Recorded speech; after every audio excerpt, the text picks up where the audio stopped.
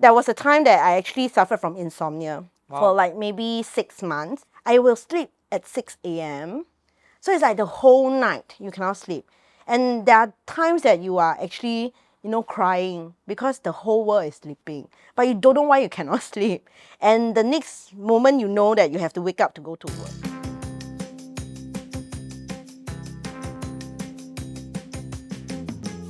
Hello and welcome to another episode of The Real Deal. Today I have a very special guest. So a few years ago, as we were opening up Instagram and TikTok, we noticed that this very cute Auntie Alien was showing up everywhere. Yeah, everyone was seeing that. And then after a few years, you got cast in Our Girls Go Army. And then now you're a business owner. Welcome to the show, Charlene Huang. Hi! Okay, my Instagram handle is steady in case you all want to follow.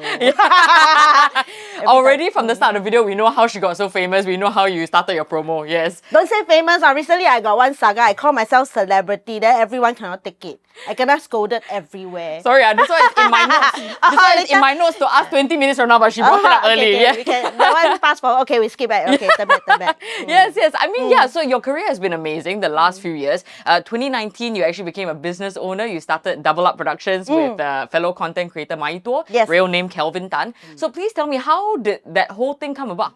Actually, I have been thinking of doing Chinese content for the longest time. I've always loved to watch, Taiwanese variety and things like that. So I was thinking, what if I put all this content into social media? Or because back then, maybe it's more like YouTube and Facebook, Instagram and TikTok has not been that active. So I was thinking of this and I have been asking around like my friends, do you want to do content with me? Then everyone will say, you siao ah?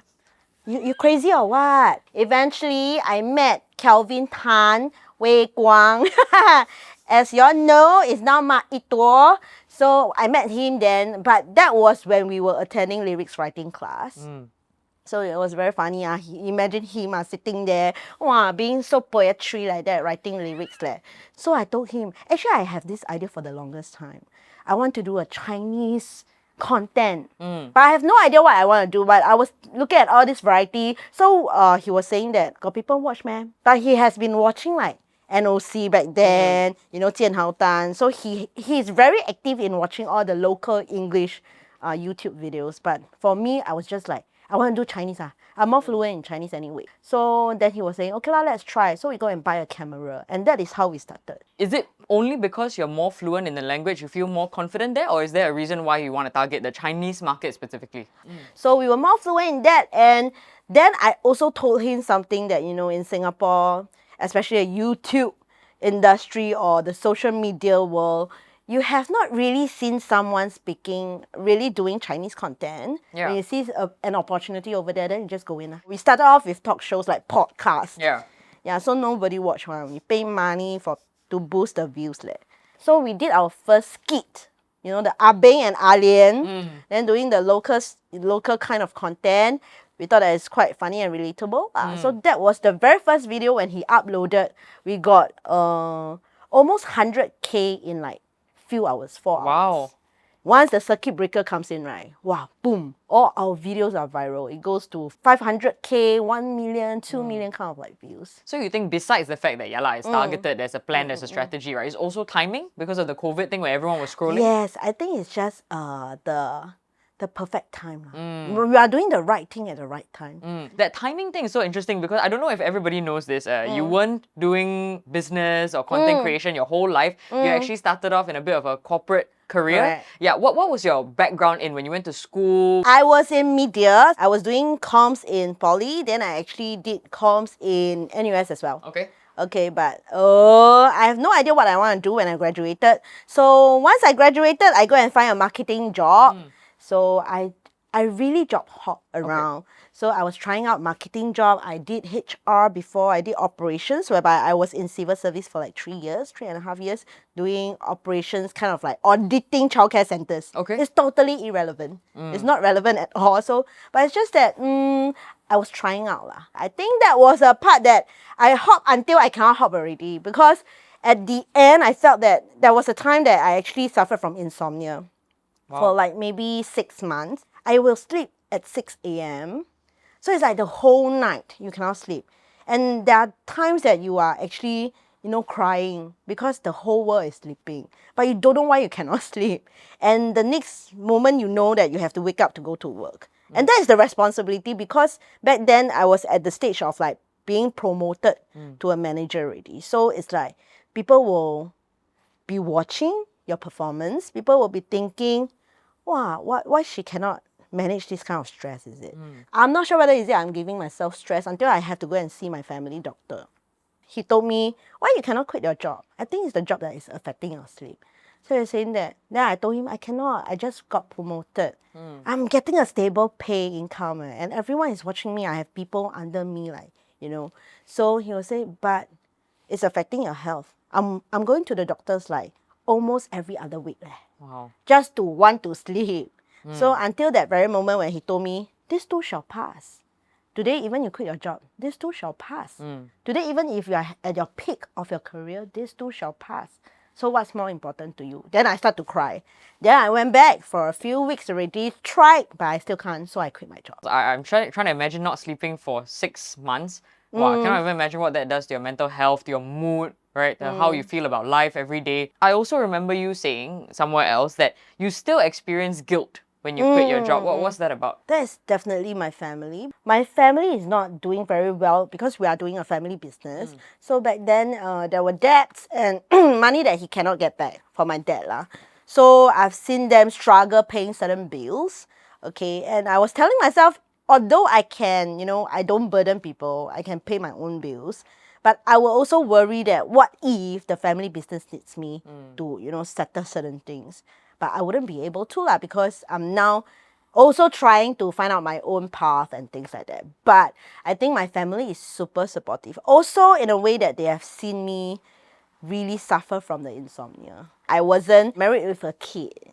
Yeah, so if today, like a sandwich generation, I have a kid and I have my elderly parents, that might be something that I have to rethink. Are you ready for that or not? It's the timing. It's just the right time doing the right thing at the right age. I don't know. Yeah, that's fair. I mean, okay, you come out in your 30s, right? You're doing corporate for so long. How come suddenly you can find these jobs? Where did they come from? Well, I tell you, my first hosting job is because I went to learn hosting. Oh. But because this class was conducted by veteran. Okay. So they are in the industry hosting or acting for many years already. So my friend was saying, hey, you go. But she told me something. You don't need to learn a lot of things because hosting, the techniques, right, will always just be you just make sure how you hold the mic, the confidence level, and how you project your voice. That's about it. The first 2 lessons should be done. But she told me something very important. This teacher got a lot of lobang for you. Yeah, she said, this teacher got a lot of lobang. So you go there, learn the basics, and definitely they will do reels for you, the portfolio to start building out your portfolio lah. So I said, that's about it. But remember, go and get connection, go and get a way in to make sure that, he gives you some jobs. And from the jobs there, right, you start to build your network. How do you decide what exactly you need to learn? Like, you don't know what you don't know, right? You don't know what you need in the industry. Correct. So how did you figure that out? I think it's more like what are you interested in? To begin with, if you are going to learn something that you are not even interested in, I think that's a bit hard. So maybe in general, I would say I enjoy performing. So that's why most of the things I went to, be it for, hosting, speech and drama, they are more towards performing. And I also went for ACTA. It's a certified for adult trainer. It's meant to train you as a trainer. Understand. So you know how to teach people. Yeah. So they will teach you like how they absorb information, or how to plan a course curriculum, how to flow the curriculum, how to make sure people understand what you're talking about. All these are skills there. So I went for ACTA thinking that eventually someday I will be on stage also to teach people whatever lah. And eventually there are also my classmate who, my ex-classmate finding me for marketing videos when I was doing like social media. So these people that you went to classes with became your clients, paying you? Yeah, became my clients. And yeah, so things are very weird one. There are always things that you don't know what will happen in future. That's true. Yeah, so I went for ACTA, I went singing, I went to learn languages. What languages did you learn? Well, I tell you, hola, ¿cómo estás? Me amo. Correct, no? Spanish. I got lah, okay. basic ma. yeah. I went to learn Spanish. Japanese was self-taught. Yeah. Then I went to learn Thai. สวัสดีค่ะ So all this is not because you're planning specifically for business, just because you're interested. I like lah. I think the most expensive that I've attended is my lyrics writing class. How much? Can you say? I have a basic class which is maybe few hundreds. Then an advanced class was like 5,000. But that spans across like 10 months, so you can pay in installment. But 5,000 to learn lyrics writing, people must be thinking that you just write only, right? And make it rhyme the last words. Yeah. It's like 5K. Okay, but the teacher is very legit one, okay? She's an award-winning lyricist, 小韩老师. Okay, so that was when I met my torso. But my requirement was if I go and find all the different grants. Okay, so my requirement was if I can get the grant, at least a 50%, then I will go and attend. Because that was like a bit too expensive lah, huh? Yeah. So ACTA was fine because got skills future funding. But lyrics writing, that one, wow, they funded me half. Wow, not so I bad. only paid 2,500. Okay. My is the one paid full one. So I took the NAC grant, if I remember correctly, for the lyrics writing. So they gave you a lump sum.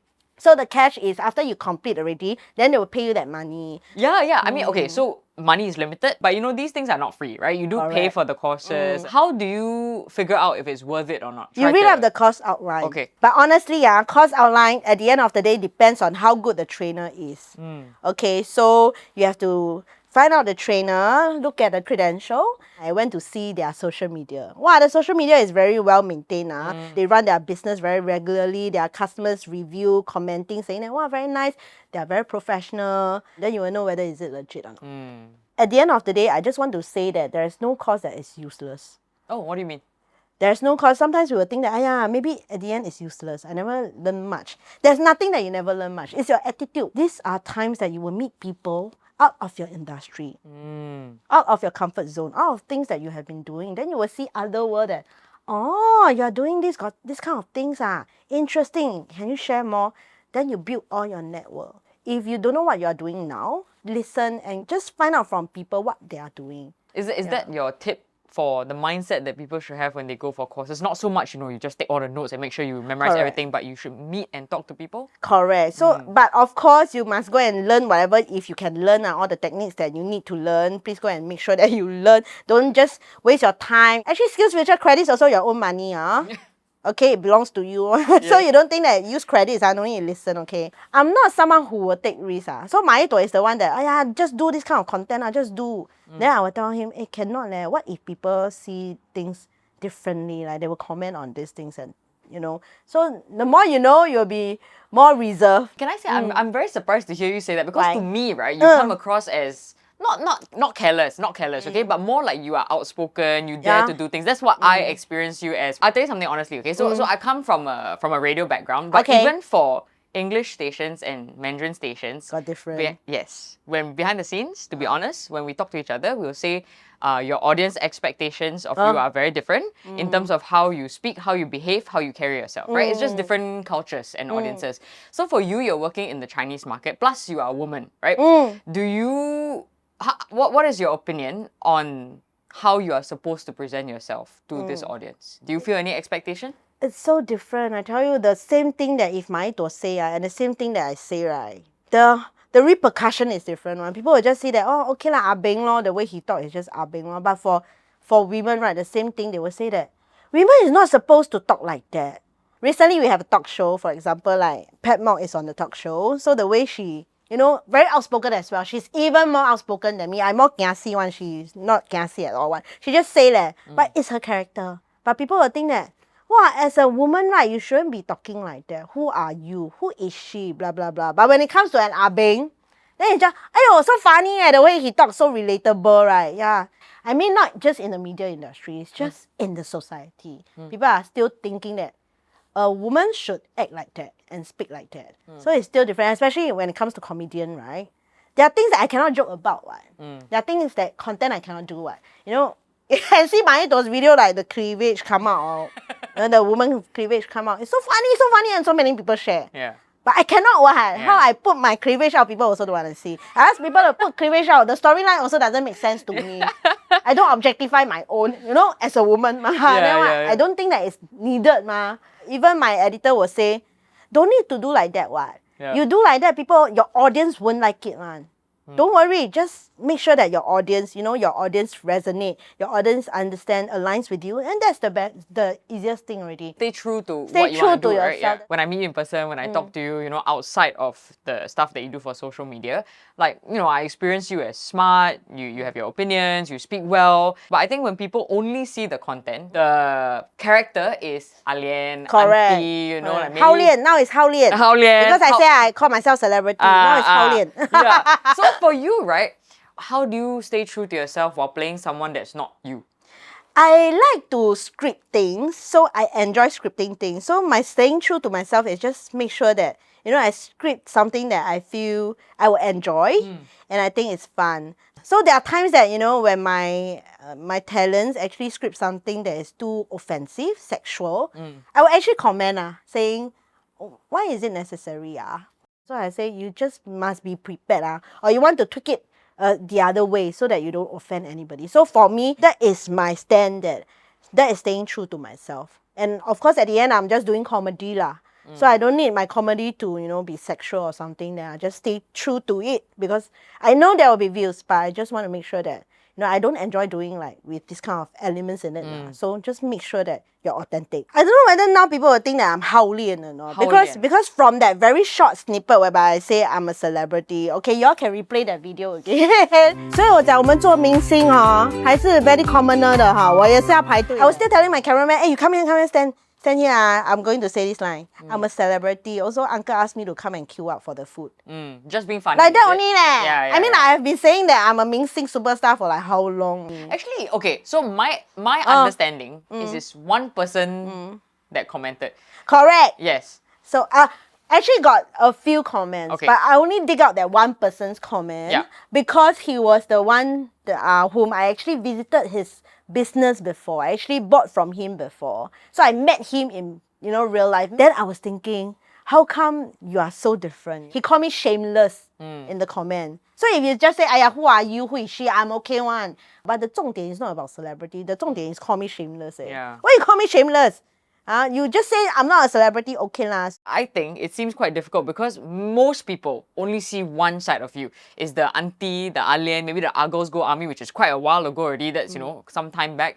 So for you, do you have any feelings around the knowledge that some people only see that one side of you? Actually, I hope people can see the professional side of me because ultimately I'm a business owner right now. So there are clients who may still think that she's just joking one, not serious one. So there are times that even during meetings, right, when me and my will sit next to each other, they will also not speak to me because still got people think that I'm not the 老板.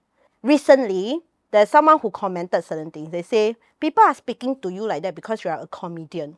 You are not serious, So which means people speak to you, they are also not serious. It's just funny, So it's like, oh, you are like that, you are like a clown, blah, blah, blah. But we got feelings, one. So regardless whether is it comedian, performer, whosoever, right? Offline, we are still human beings. So I think basic respect, basic manners to treat people kind is a basic thing to do. Actually, I'm very glad that we're able to talk today because I really think that I'm getting to see so many different sides of you, And then also what I'm hearing is that you're never done learning. Because, social media may not last. You have to stay relevant all the way. If I say 1 month I don't do content anymore, or even 1 week, you're just quiet, you don't post anything, people will start to forget about you. Because there will be another alien tomorrow, there will be another Hokkien auntie tomorrow that will be even funnier than you. So how? Then you have to keep finding paths. And I always tell myself, if I can do something people are not doing, then I am different. Now, when you're running a business, you have employees under you. Do you encourage them to go and learn anything?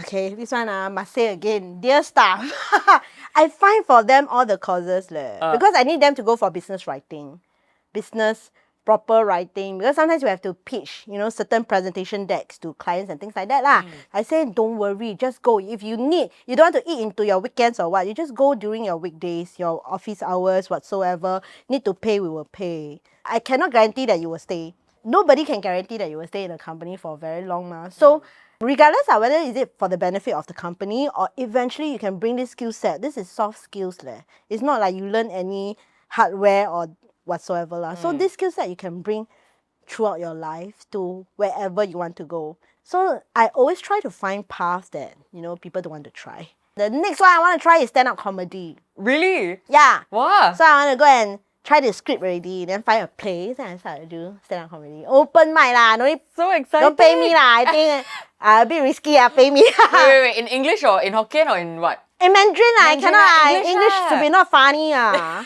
Yeah, I don't know how to script in like funny English lah. Yeah.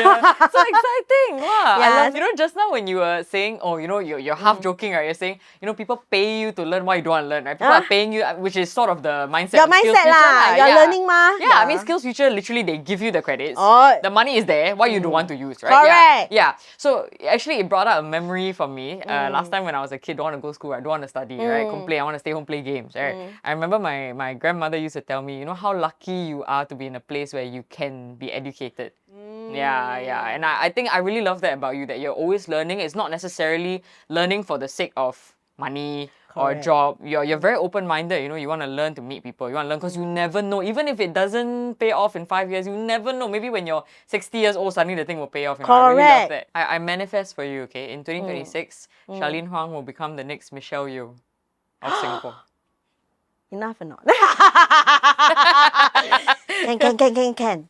She got Oscar. No. She got Oscar. No? She got Oscar. You will get Oscar and Golden Horse, okay? Okay, Golden Horse first. Yes. Then Oscar. Since I'm not speaking in English, mama, Golden Horse first. Yeah. So manifest. Got opportunities when you will come. More people will see. But 2026 double up is expanding. So we will be having more subsidiaries.